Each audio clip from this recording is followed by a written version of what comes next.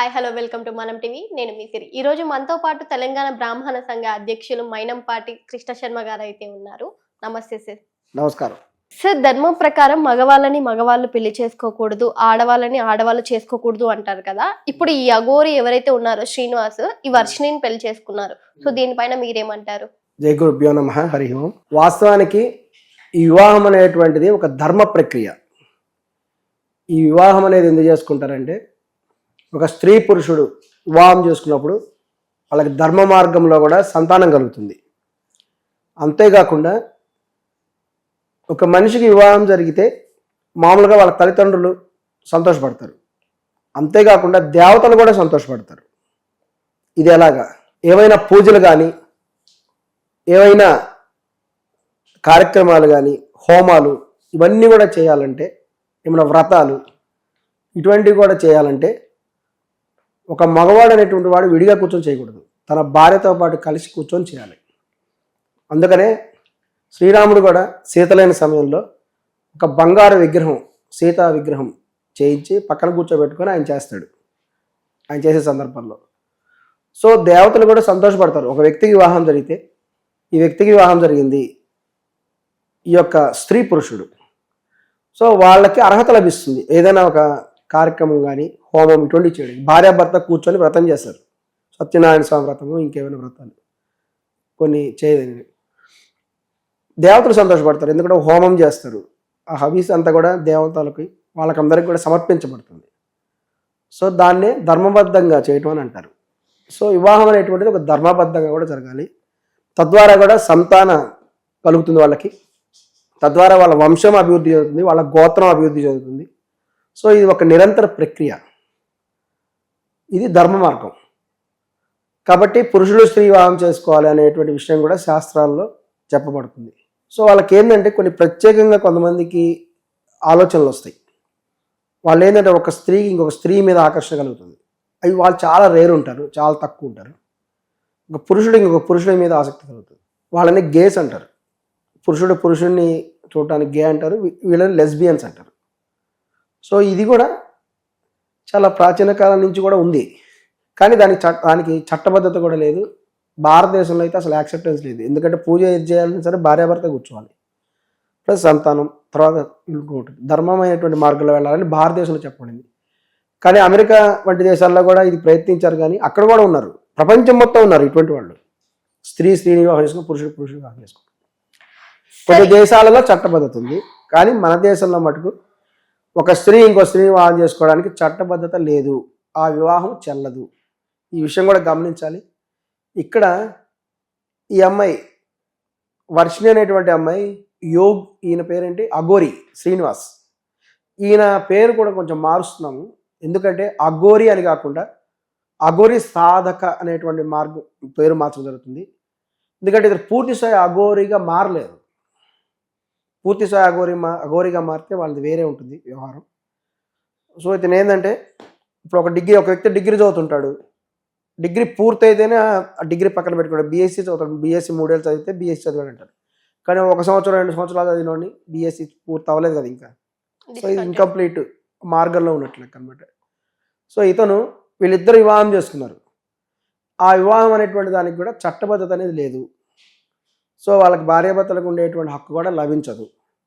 కానీ ఏంటంటే కొన్ని సంవత్సరాల క్రితం కూడా భారతదేశంలో కూడా చట్టంలో కొన్ని మార్పులు చేశారు. అదేంటంటే వారు సహజీవనం చేయొచ్చు, ఒక మహిళ ఇంకో మహిళని వివాహం చేసుకుంటే సహజీవనం చేయొచ్చు, వాళ్ళు కావాలంటే జీవితాంతం ఉండొచ్చు. కానీ వీటికి ఎటువంటి చట్టబద్ధత లేదు. కాబట్టి భార్యాభర్త మధ్య గొడవలు విడిపోతారు కదా, వాళ్ళకి కొన్ని రైట్స్ వస్తాయి, భార్యకు కొన్ని రైట్స్, భర్తకు కొన్ని రైట్స్. కానీ ఇక్కడ ఈ విషయంలో అఘోరి ఈ యొక్క వర్షిణి విషయంలో మటుకు వాళ్ళు భవిష్యత్తులో ఏమైనా తగాదాలు పడి విడిపోవాలనుకుంటే వాళ్ళకి ఎటువంటి హక్కులు రావు. సో వాడి పాటి కూడా వెళ్ళిపోవాలి. సార్, ఈ అఘోరి ఎవరైతే ఉన్నారో శ్రీనివాస్ అసలు అఘోరి కాదు అని చెప్పి అఘోరి అఖండ సర్టిఫికెట్ ఒకటి సోషల్ మీడియాలో చాలా వైరల్ అవుతుంది. అసలు ఏం చేయాలంటారు? ఇలా జనాలని మోసం చేస్తే అసలు మనం ఎలా రెస్పాండ్ అవ్వాలి దీనికి? ఇక్కడ ఈ సర్టిఫికేట్ ఆయన తణుకు నుంచి రిలీజ్ చేశారు. మరి కొన్ని ప్రశ్నలు కూడా వేస్తున్నాం, వాళ్ళ ఆన్సర్లు కూడా చెప్పాలి. వాళ్ళు అఘోరాలు అనేటువంటి వాళ్ళు కేవలం హిమాలయ ప్రాంతాల్లో ఉంటారు, కాశీ పరిసర ప్రాంతాల్లో సంచరిస్తుంటారు, ఎక్కువగా హిమాలయ ప్రాంతాలు అటే ఉంటారు, జనవాసాల్లోకి రారని అంటారు కదా. అఘోరాలు. మరి సర్టిఫికేట్ ఇచ్చినటువంటి ఆయన తణుకులో ఎందుకున్నాడు? వీళ్ళకి అనేక ప్రాంతాలలో బ్రాంచ్లు లాగా ఉన్నాయంటారు. ఒక ఆయన గుజరాత్లో ఉన్నాడట. మరి ఈయన గుజరాత్లో ఎందుకున్నాడు? వాళ్ళ అఘోరాలు అయితే తణుకులో ఈయన ఏం చేస్తున్నాడు? తణుకులో ఆయన ఉండొచ్చా? జన సంచారానికి చాలా దూరంలో ఉంటారు అని అంటారు. జనసంచార దూరం. తణుకు అనేది ఒక ఊరు కదా, అసలు కంప్లీట్ హిమాలయాల్లో ఉండాలి.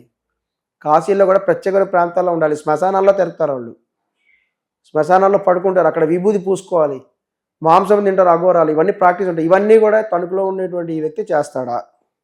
ఆయన పేరేంటి? రాజునాథ్ గారు. నేను ఒకరిని అనట్లేదండి, నాకు వ్యక్తిగతంగా రాజునాథ్ గారి గురించి ఏం కాదు. వాళ్ళ సంస్థలను ప్రశ్నిస్తున్నా, మేము తెలుసుకోవాలనే ఉద్దేశంతో అడుగుతున్నాం, కానీ మిమ్మల్ని విమర్శించట్లేదు. మాకు తెలియజేయండి, తెలుసుకుందామనే ఉద్దేశంతో మాత్రం అడుగుతున్నాం ఇది. మరి మీరు అనేక మంది కూడా జనావాసాల మధ్య ఎందుకున్నారు? తర్వాత అదేవిధంగా బయట కొన్ని యూనియన్స్ ఉంటాయి, ఆటో యూనియన్ అని ఉంటాయి, ఇంకా సినిమా వాళ్ళకైతే స్టంట్ యూనియన్ అని, డ్యాన్స్ యూనియన్స్ అని ఉంటాయి, ఇంకా బయట మామూలు లోకల్ అయితే కార్మిక సంఘాలు ఉంటాయి, ఆటో యూనియన్స్ ఉంటాయి.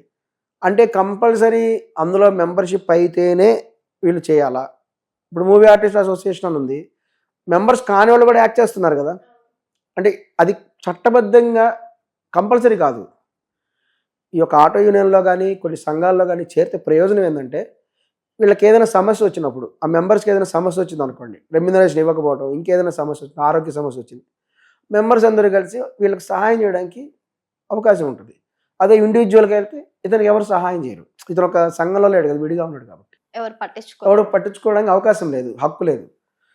సో ఇదే విధంగా మేము అడిగే క్వశ్చన్ ఏంటంటే, కంపల్సరీగా మీ యొక్క అఖండాలలో మెంబర్ అయితేనే బయట అఘోరాలుగా ఉండాలా? మెంబర్షిప్ తీసుకోకపోయినా బయట అఘోరాలు ఉండకూడదు, అలాగే రూల్ ఉందా? మీకు సంబంధం లేదన్నారు, ఓకే, ఒప్పుకుంటాం 100%. యూనియన్ మెంబర్ కాదు, కాకపోయి ఉండొచ్చు. కాశీ ప్రాంతాల్లో అనేక మంది కూడా దిగంబరంగా ఉండేటువంటి వాళ్ళు తిరుగుతుంటారు, అఘోరాలని చెప్పుకుంటూ. అఘోర మార్గంలో వెళ్తున్న వాళ్ళు ఉండొచ్చు, అఘోర ప్రాక్టీస్ చేస్తున్న వాళ్ళు, అంటే మార్గంలో పూర్తి స్థాయి అవ్వాలని. మరి వాళ్ళందరూ కూడా మీ దాంట్లో మెంబర్సా? అటువంటిప్పుడు వాళ్ళు కాదని మీరు ఎలా చెప్పగలుగుతారు? అంటే మీ దగ్గర ఉంటేనే వాడు అఘోర, ఇంకా వేరే చోట ఉన్నటువంటి వాళ్ళు అఘోరాలు కాదా? ఈ విషయం కూడా తెలియజేయాలి మాకు, ఎందుకంటే మాకు పూర్తి తెలియదు.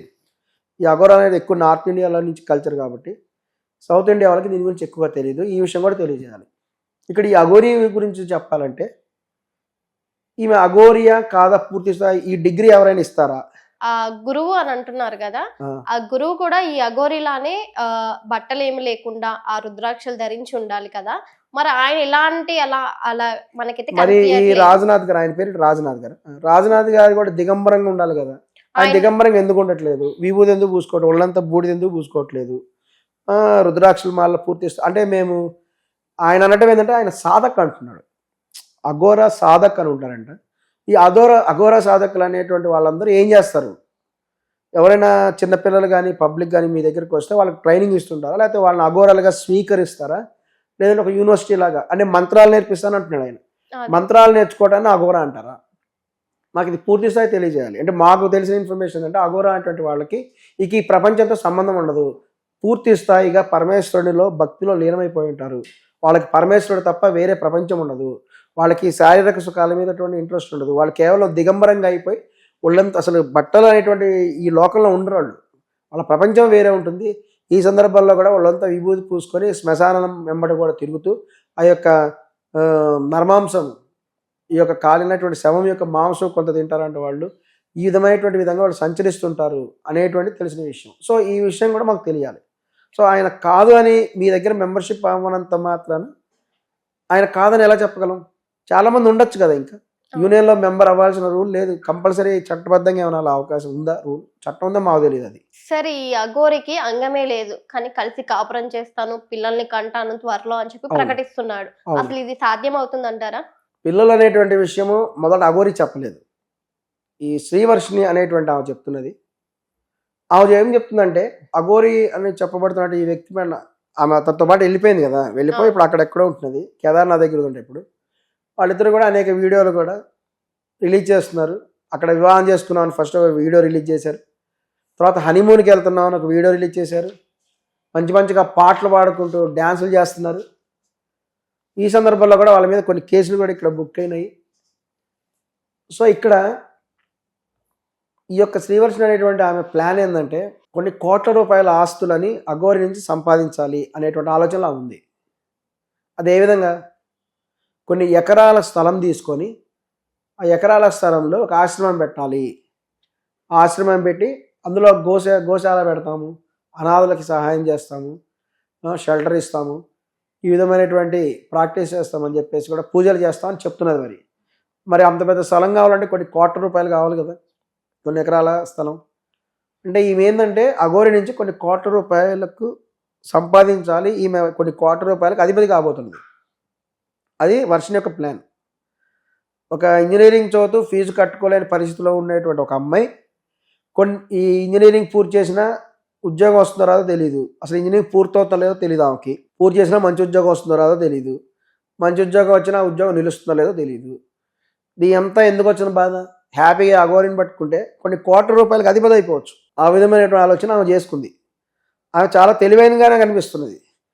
ఈ విషయంలో అతను ఆమెను హిప్నటైజ్ చేశారు, ఆమెను వశీకరణ చేసుకున్నారు అంటున్నారు, కానీ ఆమె కూడా చాలా క్లారిటీగా ఉంది ఈ విషయంలో. ఆమె ప్లానింగ్ లో ఆమె ఉన్నట్టే కనిపిస్తుంది. కొన్ని కోట్ల రూపాయలకు అధిపతి కాబోతున్నది ఆమె ఇప్పుడు, శ్రీవర్షిణి అనేటువంటి అమ్మాయి.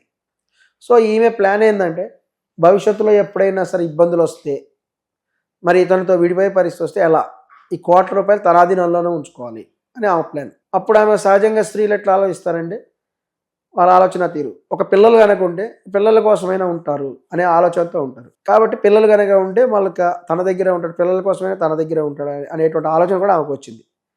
వెంటనే కూడా ఆమె ఏం చేసిందంటే, మేము చిల్డ్రన్నింగ్ అంటున్నాము, ఆ ప్లాన్లో ఉన్నామని కూడా ఆమె చెప్పింది. ఎలాగా అని కూడా మా వాళ్ళు అందరూ ప్రశ్నించారు ఆమెకి. ఆమె ఎట్లాగంటే వీడియోల ద్వారా ఆమె కమ్యూనికేట్ చేస్తూనే ఉంది. ఇంకొకటి ఏంటంటే ఆమె సంపూర్ణ ఆరోగ్యంగా ఉంది, చాలా స్పష్టంగా మాట్లాడుతుంది, క్లారిటీగా మాట్లాడుతుంది. ఆమె మానసిక పరిస్థితి మంచిగా బాగాలేదని వాళ్ళు ఎవరో చెప్తున్నారు, అలా కనిపించట్లేదు అమ్మాయి. ఆ అమ్మాయి మానసిక పరిస్థితి బ్రహ్మాండంగా ఉంది, బ్రహ్మాండంగా డ్యాన్సులు వేస్తుంది, బ్రహ్మాండంగా సూపర్గా ఉంది ఆమె ఆరోగ్య పరిస్థితి. సో ఆమె ప్లాన్ ఏంటంటే, మరి చిల్డ్రన్ అని చెప్పడం, మరి చిల్డ్రన్ ఎలా పుడతారు అని చెప్తే, మీరు హనీమూన్కి ఎలా వెళ్తారు అని చెప్తే, అతను ఇదివరకు కూడా పురుషుడు, శ్రీనివాస్ అనే పేరుతో చెప్పబడినటువంటి వాడు పురుషుడుగా ఉన్నప్పటికీ కూడా అతనిలో ఉండేటువంటి స్త్రీ లక్షణాలు డామినేట్ చేయటం వల్ల అతను తన యొక్క అంగముని కూడా తొలగించుకొని పూర్తి స్థాయి ఒక స్త్రీ అని కూడా అనకూడదు, ఒక కేవలం యోని మార్గం మాటకి ఉంటుందంట అతనికి, దాని ద్వారా యూరిన్ వెళ్తుందని చెప్పాడు. మొత్తం మీద ఏంటంటే అతనికి ఈ పురుషాంగం అనేది ఉండదు. కానీ అతను ఈ యొక్క రతిలో కూడా పాల్గొన్నప్పుడు ఆ ప్రక్రియ తప్ప మిగతా పని అంతా కూడా అతను చేయగలడు, మంచి రసికుడు అని అతని మొదటి భార్య అని చెప్పడుతున్న ఆమె కూడా చెప్పింది. ఈమె కూడా శారీరక సంబంధం అతనితో ఉంది ఆల్రెడీ, వాళ్ళకి ఆల్రెడీ ఫస్ట్ నైట్ అని చెప్తుంది, కానీ ఆల్రెడీ ఫస్ట్ నైట్ అయిపోయింది ఆమెకి ఇదివరకే. ఇప్పుడు జస్ట్ వివాహం తర్వాత ఫస్ట్ నైట్ ఏమో, వివాహం తర్వాత హనీమూన్ ఏమో ఆమెకి.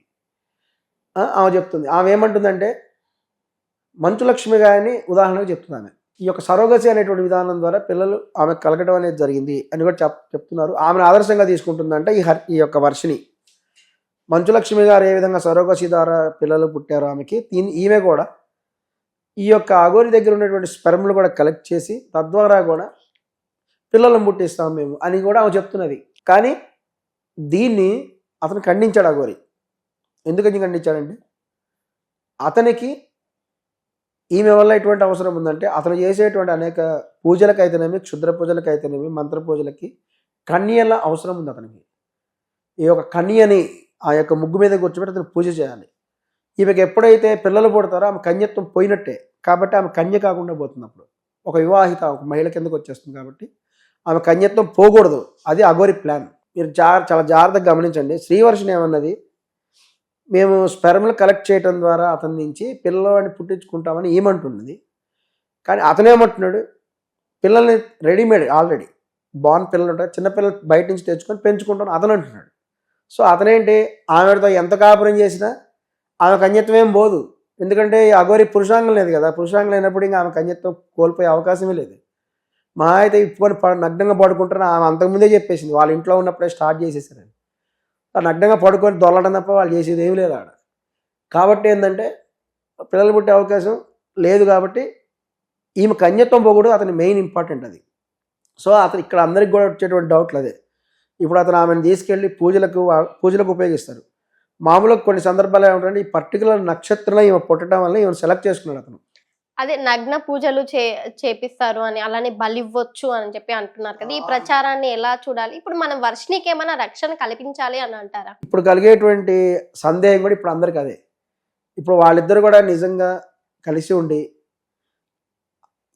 అతను చేసేటువంటి యొక్క పూజలలో నగ్న పూజలు చేయాలి. దానికి కొంతమంది కన్యలను నగ్నంగా కూర్చోబెట్టాల్సి వస్తుంది. వాస్తవానికి ఏంటంటే దీనికి కొంతమంది మహిళల్ని కూడా వాళ్ళు సెలెక్ట్ చేసుకుంటారు. కొన్ని పర్టికులర్ నక్షత్రాల్లో పుట్టిన వాళ్ళు మాత్రమే అర్హత ఉంటుంది, అందరికీ తీసుకోరు వాళ్ళు. ప్రత్యేకమైన నక్షత్రాల్లో పుట్టినటువంటి వాళ్ళు మాత్రమే పూజల్లో కూర్చోబెడతారు. మరి అటువంటి సందర్భాల్లో బయట నుంచి మహిళలు తెచ్చుకుంటే వాళ్ళకి కొంత డబ్బు దక్షిణ అనేది ఇవ్వడం జరుగుతుంది. అంటే వాళ్ళకు వచ్చినటువంటి సమస్య కూడా ఏముండదు. కానీ ఏంటంటే అది కష్టం కాబట్టి ఆ విధంగా ట్రాన్సాక్షన్ అనేటువంటిది. ఇప్పుడు ఈమె అయితే వర్షిణినే పూజలో కూర్చోబెడితే కూడా అతనికి ఇంకా వేరే సమస్య కూడా ఏముండదు. కానీ ఇక్కడ గమనించాల్సిన విషయం ఏంటంటే వాళ్ళిద్దరి మధ్య బంధం అలా కొనసాగితే బాగానే ఉంటుంది. అలా కాకుండా ఈ యొక్క అఘోరి కొంత వికృత ప్రవర్తన ఉంది అని కూడా వాళ్ళ ఇంట్లో వాళ్ళు చెప్పడం జరిగింది. వర్షిణి కానీ వర్షిణి వాళ్ళ అన్న కానీ చెప్పడం జరిగింది. ఎందుకు అంటే ఇదివరకు ఒక సినిమా వచ్చింది, పున్నమి నాగ్ అనే ఒక సినిమా. మెగాస్టార్ చిరంజీవి గారు అందులో బ్రహ్మాండంగా యాక్ట్ చేశారు. అతను ఏంటంటే పగలంతా కూడా ఒక మామూలు మనలానే మనిషిలానే ఉంటాడు. కానీ కొన్ని ప్రత్యేక సందర్భాల్లో పౌర్ణమి రాత్రి ఇలా వచ్చినప్పుడు అతనిలో కొన్ని విపరీత లక్షణాలు అనేవి వస్తాయి. అతను ఒక పాము అనేది లక్షణాలు వస్తాయి అతనికి, ఆ వ్యక్తికి. వెంటనే అతను ఏం చేస్తారంటే ఒక అమ్మాయి ఎవరైనా కనబడితే వాళ్ళ మీద లైంగిక దాడి చేస్తాడు. అతను చేసి వాళ్ళ మెడ కూడా కొరికేసేసి లేదంటే కాటు వేసేసి చంపేస్తాడు. వాళ్ళు చచ్చిపోతారు. అట్లా అతను ప్రతి పౌర్ణమికి ఒక అమ్మాయిని చనిపోతుంటుంది అతని వల్ల. విచిత్రమైన విషయం ఏంటంటే ఆ విషయం అతనికి తెలియదు, ఆ వ్యక్తికి ఆ విషయం తెలియదు. ఊర్లో అందరు అమ్మాయిలు చనిపోతుంటారు. ఎందుకు చనిపోతారు ఎవరికి అర్థం కాదు. విషయం కక్కుని చనిపోతుంటారు. వాళ్ళ మీద లైంగిక దాడి జరుగుతుంది. ఎందుకు జరుగుతుందంటే ఒకరోజు అతనికి తెలుస్తుంది.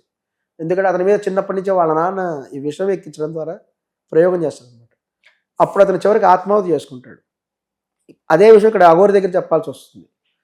ఈ యొక్క అఘోరి కూడా పగలు మామూలుగా రాత్రి వేళల్లో ఏమైనా ఆమెలో అసహజమైనటువంటి విషయాలు జరుగుతాయా అనేటువంటి డౌట్ కూడా ఉంది. లేదంటే ఒక వింతగా ఏమైనా ప్రవర్తిస్తుందా, లేకపోతే ఆమె మనసులో ఎప్పుడైనా అంటే ఈ అనేక తిథులు ఉంటాయి కాబట్టి ఈ పౌర్ణమి అమావాస్యల్లో ఆమెకి ఏమైనా మార్పులు కలుగుతాయా, ఇవన్నీ కూడా ఏమైనా వికృతి చర్యలు కలిగితే ఆ వాటిలో ఆమెను ట్రాన్స్లో ఆమె బలిచ్చే అవకాశం ఉంది. ఇది ఇప్పుడు అందరూ కూడా భయపడుతున్నారు. ఈ ప్రత్యేక అమావాస్య రోజులో ఆమెను బలిస్తుందా. ఇంకొకటి ఏంటంటే ఆమె కొన్ని వికృత చేష్టలు చెప్తే నిజంగా చాలా భయంకరంగా ఉంది వినేవాళ్ళకు కూడా. అదేంటంటే ఆమె మొదట్లో వర్షిణి వాళ్ళ ఇంట్లో కూడా కొంతకాలం స్టే చేసినప్పుడు ఆమె రాత్రిపూట పూర్తి దిగంబరంగా తయారైపోతుంది. అలా పడుకుంటుంది. కొంతకాలం శ్రీవర్షినితో శారీరక సంబంధం ఉందంటే, కొంతకాలం విష్ణుతో శారీరక సంబంధం ఉందంటే, అంటే కొంతసేపు ఆడవాళ్ళతో ఉంటుంది, కొంతసేపు మగవాళ్ళతో ఉంటుంది. బయట అయితే భయంకరంగా అసలు ఎవరైనా వస్తే మీద పడుతుంటే బుగ్గలు పిసుకుతుందంటే ఆమె విచిత్ర ప్రవర్తన చెప్తే అసలు చాలా వింతగా అనిపించింది. ఇంకొక భయంకరమైన విషయం ఏంటంటే సిగరెట్ తీసుకురా, మందు తీసుకురా అని చెప్పేసి విష్ణుని పంపించింది. వాడు సిగరెట్ తీసుకొస్తే మా సిగరెట్ తీసుకొని ఎవరైనా సిగరెట్ ఎలా తాగుతారు, నోట్లో పెట్టుకొని దాన్ని వెలిగించుకొని అగ్గిపుల్లతో లేదా లైటర్ వెలిగించుకొని తాగుతారు సిగరెట్. ఆమె సిగరెట్ తెచ్చుకొని తన యోనిలో పెట్టుకుంటుందండి. యోనిలో పెట్టుకొని సిగరెట్ తాగుతుంటాను. భయంకరమైన కంపరం, ఒళ్ళు జలధరించిపోయింది ఆ విషయం వాళ్ళ ఇంట్లో వాళ్ళు చూసి. అమ్మో ఈమె ఎంత ప్రమాదకరమైన వ్యక్తి, యోనిలో పెట్టుకుని ఎలా తాగుతారు సిగరెట్ పీలుస్తుంట ఆమె యోనిలో సిగరెట్ వెలుతున్న సిగరెట్ పెట్టుకొని. మరి వాళ్ళ ఇంట్లో వాళ్ళు ఇదంతా చూసిన వాళ్ళు ఇదంతా ఎట్లా భరించారు అనేది తలుచుకుంటే ఆశ్చర్యంగా ఉంది. అటువంటి వాళ్ళని వాళ్ళ ఇంట్లో ఎలా ఉండిచ్చారు.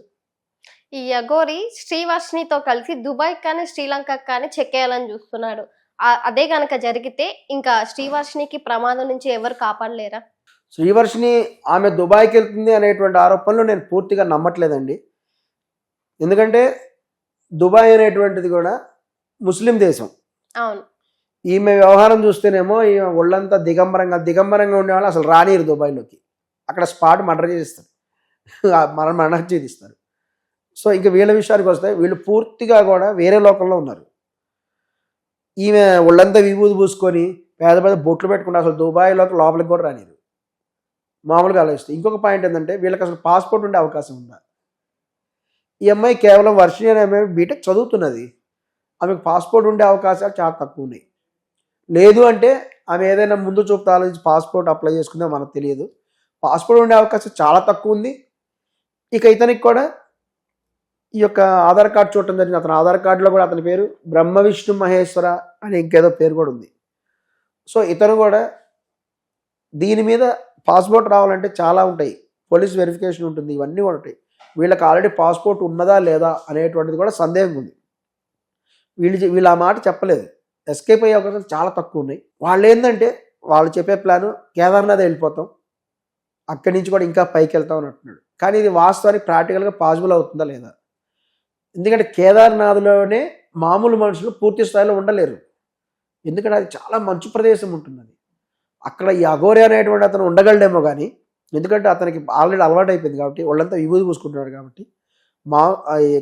అతను దాదాపు 1000 శవాల మాంసం తిన్నాడని చెప్పడం జరిగింది అతను. తర్వాత కొన్ని ప్రత్యేక మూలికలు సేవించడం ద్వారా అతను ఉండగలడేమో కానీ ఈ అమ్మాయి ఉండలేదు. వర్షిణి ఎలా ఉంటుంది? వర్షిణి ఒక మామూలు మన రోజు కనిపించే అమ్మాయి టైపే. ఈ అమ్మాయి శరీరం ఆ స్థాయిలో లేదు. సో ఈమె మంచు తట్టుకోలేదు. సో ఈమె ఇంకా కేదార్నాథ్ లేదంటే చాలా కొంతకాలమే టెంపుల్ ఓపెన్ ఉంటుంది. మిగతా సమయంలో వాళ్ళు టెంపుల్ కూడా మూసేస్తారు. కారణం ఏంటంటే ఆ మంచు తట్టుకోలేరు. మరి వీళ్ళు ఇంకా పైకి వెళ్తామని ఎలా అంటున్నాడు? ఇంకా పైకి వెళ్తే అక్కడే చలి ఉంది, అదే తట్టుకోలేదు. ఇంకా పైన ఇంకెంత చలి ఉంటుంది. సో అదంతా చేయాలంటే వీళ్ళు నిజంగా ఈ అమ్మాయిని కూడా అఘోరిగా మార్చితే, ప్రాక్టీస్ చేస్తే ఈ అమ్మాయి కూడా కొంతకాలం అఘోరిగా మారితే అప్పుడు వాళ్ళంతా విభూతి పూసుకొని ఇదంతా కూడా చేస్తే వెళ్ళే అవకాశం ఉంది. కానీ ప్రస్తుతం కూడా వాళ్ళిద్దరు పరిస్థితి చూస్తే వాళ్ళు తీవ్రమైనటువంటి భయంలో ఉన్నారు. ఏంటంటే వాళ్ళని అరెస్ట్ చేస్తారేమో అనేటువంటి భయం కూడా వాళ్ళకి పట్టుకుంది. ఎందుకంటే వాళ్ళ మీద కొన్ని కేసులు అయినాయి. ఈ యొక్క మొదటి భార్య అని చెప్తున్నటువంటి ఒక అమ్మాయి వచ్చింది. ఆ అమ్మాయి వచ్చి తాను మొదటి భార్య అని తన మీద ఈ యొక్క ఫోర్స్ఫుల్గా తాళి కట్టాడని, అతని దగ్గర కూడా ఈ మొదటి భార్య అనే ఆమె ఈమెలాగి కొన్ని కోట్ల రూపాయలు సంపాదించాలని ప్రయత్నం చేసింది. ఎలాగంటే ఒక ఆశ్రమం కడదామని చెప్పేసి తను తీసుకొని సైట్లు చూపించింది. తీసుకెళ్ళి ఒక సైట్ కొనాలంటే తెలంగాణలో ఒక 5 ఎకరాలు అంటే కనీసం 5 కోట్లు మినిమం ఉంటుంది. ఒక 5 కోట్ల రూపాయలు అఘోరి నుంచి సంపాదించాలని ఈ మొదటి భార్య అని చెప్పబడుతున్నట్టు అమ్మాయి రాధి ఆమె పేరు. ఆమె అంటే రాధి అని అతను పిలిచేవాడంట. రాధిక అయితే రాధి అని ముద్దుగా పిలిచాడు. ఇతను గొప్ప రసికుడు అని కూడా చెప్తుంది. I love you, I miss you ఇలా మెసేజ్లు పెడుతుంటాడంట అతను. అందరినీ కూడా ముద్దుగా పిలుస్తుంటాడు అంత అతను. ఇలా చెప్తుంటే మరి అటువంటి విపరీత స్వభావం అనేటువంటి వ్యక్తి దగ్గర అతను ఎటువంటి స్వభావం గల వ్యక్తి అయినా, అతని దగ్గర పురుషాంగం లేకపోయినా వాళ్ళ మధ్య శారీరక సంబంధం అనేది ఏర్పడిందని ఆమె చెప్తున్నా. కేవలము అతని ద్వారా కొన్ని కోట్ల రూపాయలు చేసి ఆస్తులు సంపాదించుకోవాలి అనేటువంటి బలహీనమైన ఆలోచన వల్లనే ఈ అనర్థాలన్నింటికి కూడా దారితీసింది.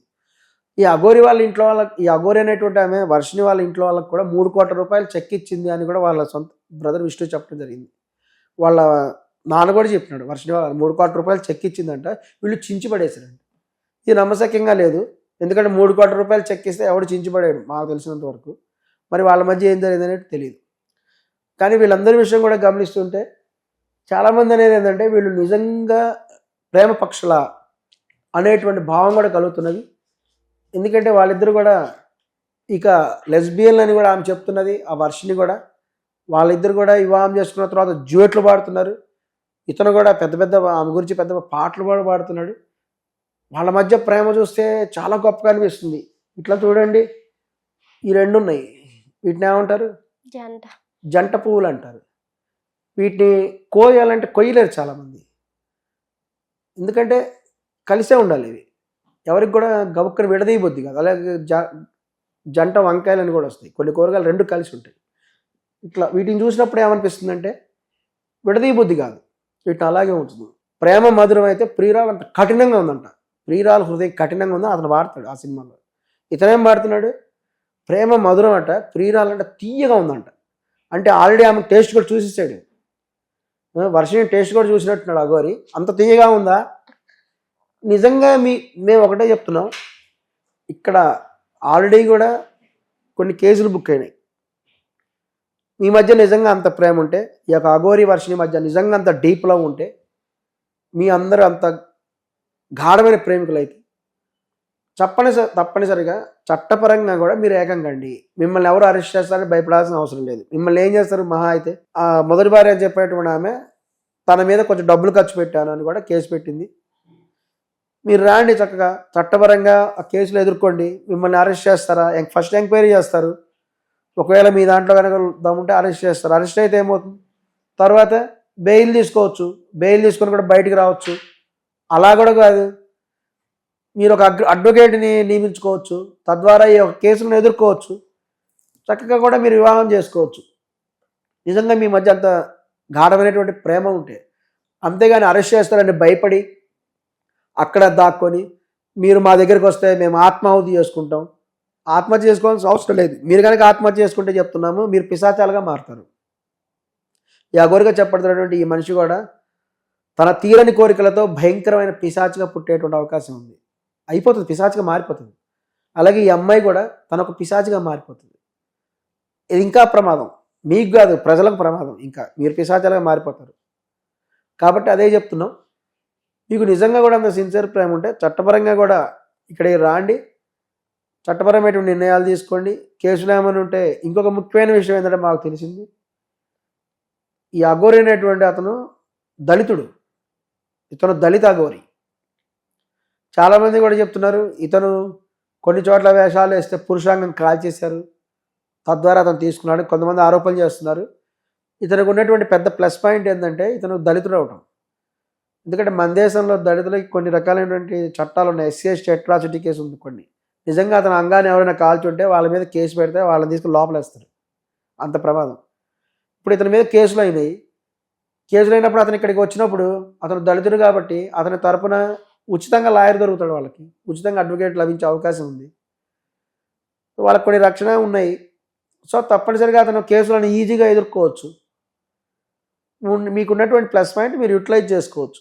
సో ఒకటే చెప్తున్నాము, ఈ అఘోరి కూడా నీలో ఏదైనా అబ్నార్మల్ లక్షణాలు అంటే తనకు తెలియకుండా తను మారిపోవచ్చు కదా. ఇందా పున్నమిన సినిమాలో చిరంజీవి లాగా అఘోరి కూడా తనకు తెలియకుండా ఏదైనా అబ్నార్మల్గా మారిపోతుందేమో రాత్రిపూట, లేదంటే ఈ యొక్క అమావాస్య రోజు కానీ ఆ రోజులలో తన యొక్క మనసు మారిపోయి ఈ అమ్మాయిని బలిస్తుందేమో అనేటువంటి భయం కూడా వాళ్ళ ఇంట్లో వాళ్ళు పడుతున్నారు, బయట కూడా పడుతున్నారు. ఎందుకంటే ఆమె లక్షణాలను బట్టి దానివల్ల అందరూ భయపడుతున్నారు. కాబట్టి మీరు తప్పనిసరిగా వచ్చేసేసి ఇక్కడ చట్టపరమైనటువంటి కేసు చట్టబద్ధంగా ఉండండి, చట్టపరమైన కేసులు ఉంటే ఎదుర్కోండి. తర్వాత మీరు వెళ్ళి హ్యాపీగా మీ జీవితం గడపండి. ఈ విషయంలో మీకు ఏమైనా కావాలంటే ప్రేమ జంటలకి, నిజమైన ప్రేమ జంటలకు సహాయం చేసే వాళ్ళు చాలామంది కూడా ఉన్నారు, మీకు సహాయం చేస్తారు. Thank you sir. నమస్కారం.